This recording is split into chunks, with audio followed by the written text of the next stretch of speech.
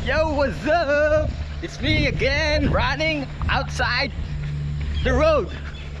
So for today's video, we will try our new shoes na naman. The Nike Pegasus 41 in Bowerman prototype. So that's my shoes today. So we will try to run at least 5K to test my new shoes. So currently 6 a.m. today. We're taking this shoe for another mile. Let's go! Don't forget hashtag run for your life. This is our 1K. So ramdam ko na agad yung difference ng sapatos na to.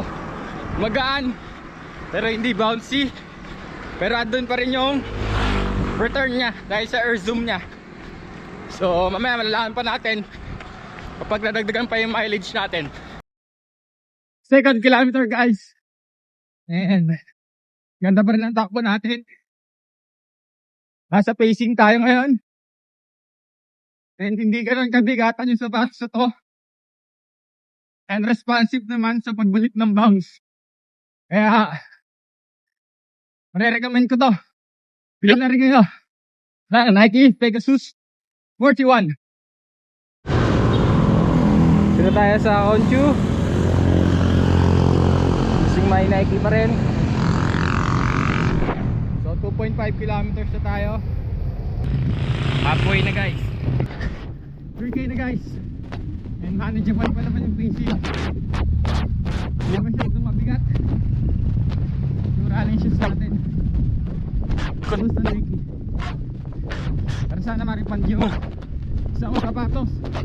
Kasi hindi naman nila binalik. Shoutout sa Nike. Palabalik yung pera ko. Let's go. Nike Pegasus 41 for the win. Highly recommended for daily trainer natin to. Kasi nasa neutral side siya. Ilang. Okay guys, we're at our 4 km and walking na tayo. Guys, din pala pang walking tong Nike Pegasus 41 natin in Bowerman prototype edition. So may dagdag lakas din siya. So yun, mamaya i-review natin yung grip, yung kapit sa paa, yung comfort pagbalik ka sa bahay. Pero for now, tapusin ko muna tong run ko. Give me some energy like the Dragon Ball Z. Let's go. Don't forget the hashtag run for your life.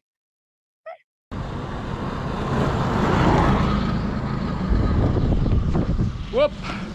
That's our 5K run. That's so easy man. Pero yan, ito nyo, literal na run for your life. So mabait naman yung aso, hindi tayo habulin. Pero that's our 5K run here at Concho Road. So average of siguro mga 7 minutes tong pacing ko ngayon with the new Nike Pegasus 41. So i-review natin to pagbalik sa bahay. Overall, wala pa naman ako nakikitang discomfort na major. Siguro hindi lang masyadong ayos yung maayos yung pagka-fit ko or yung pagka-lace ko. Kaya medyo nagnanamb yung right fit ko. Pero overall, ganda na ito. 9 out of 10. Yan na. Let's go. 5K daan.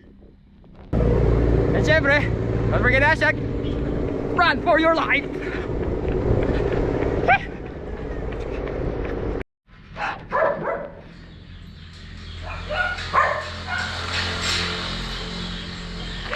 Hi,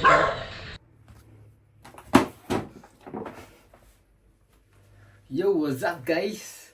So this is me after my 5K run with our new running shoes, the Nike Pegasus 41 in Bowerman prototype edition. So verdict ko lang dito sa sapatos na to is overall magaan siya ha. Compared dun sa isa kong Nike na na-try, yung nasira, yung Invincible 3, mas magaan to. And hindi siya masyadong bouncy. So mas ramdam mo pa rin yung yung ano dito, lupa or yung ground. So, sa grip naman, compared sa isa, okay din yung grip na ito. Mako-consider ko na good siya sa asphalt and sa cement. Kasi yung tinakbuhan ko kanina is halong asphalt then halfway cement. So, yun. So, upon checking naman, wala pa siyang gas-gas. Kahit na yung takbo ko kanina ay may konting sabit sa lupa kasi minsan hindi ko naaangat yung paa ko. Sumasayad talaga yung sapatos ko. Pero yun. Pagdating naman sa responsiveness niya, pag apak mo sa lupa or sa ground, mararamdaman mo yung return kasi meron nga siyang air zoom dito. Sa part na to, meron siyang air zoom tsaka sa likod. So, pag apak mo, hindi masyado siya malambot pero mararamdaman mo yung return pag angat ng paa mo. So, may bounce pa rin siya na tinatawag. Tapos yung react zoom naman niya na ginamit na foam, ayos na ayos din yung lambot. And sa comfort, okay na okay din ako sa comfort niya. Then sa fit naman sa paa ko, saktong-sakto lang siya. Hindi maluwag, hindi masikip. Then, hindi rin natatanggal dito sa heel. Kasi ginamitan ko siya na meron pala siya dyan guys na heel lock. Kung tawagin. So pwede kang mag heel lock dyan para mas maging secure yung heel part ng sapatos mo, sa paa mo. So yung problema kasi sa Invincible 3, medyo parang mas mahaba siya sa akin and maluwag. Kaya minsan, lumalabas yung paa ko dito. Pero dito sa Nike Pegasus natin, saktong-sakto lang. Then yung sa white fit naman niya dito, sakto rin lang sa pagka-wide ng paa ko, hindi masikip, hindi rin maluwag. So yun. So malalaman pa naman natin sa mga susunod kong takbo kung talagang hindi magpapaltos yung paa ko kagaya na sa isa. Pero yun. So sa breathability naman, okay na okay siya, makakahinga yung paa mo kasi ang dami niyang butas-butas. So yan. Then yung air zoom technology niya, goods for me. So trinay ko siya mag-sprint kanina. At least mga 200 meters nag-sprint ako. Feeling ko wala akong suot na sapatos. So pagtakbong gano'n ng sprint, parang umaangat lang bigla yung paa ko. Nagre-return lang ng nagre-return kada step ko. So yun. So goods na goods to kung mag-i-speed run kayo, speed session. Okay itong sapatos na to. Then kung for jogging lang naman or running na for your health and wellness, okay na okay din to. Pasok na pasok. Sa budget naman, budget wise, so currently sa Nike app, medyo mahal pa siya, nasa 7,200. Around mga 7,000 plus. Pero sa Lazada or sa Shopee, nagsisale ata siya around 6,000 lang.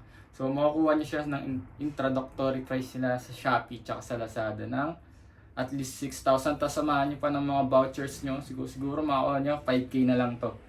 So yan. So meron uling na-release si Nike na bago, yung Electro something naman. So parang orange siya na may pagka polka dots. Pero for me, goods na sa akin tong Bowerman prototype nila. Ganda ng colorway.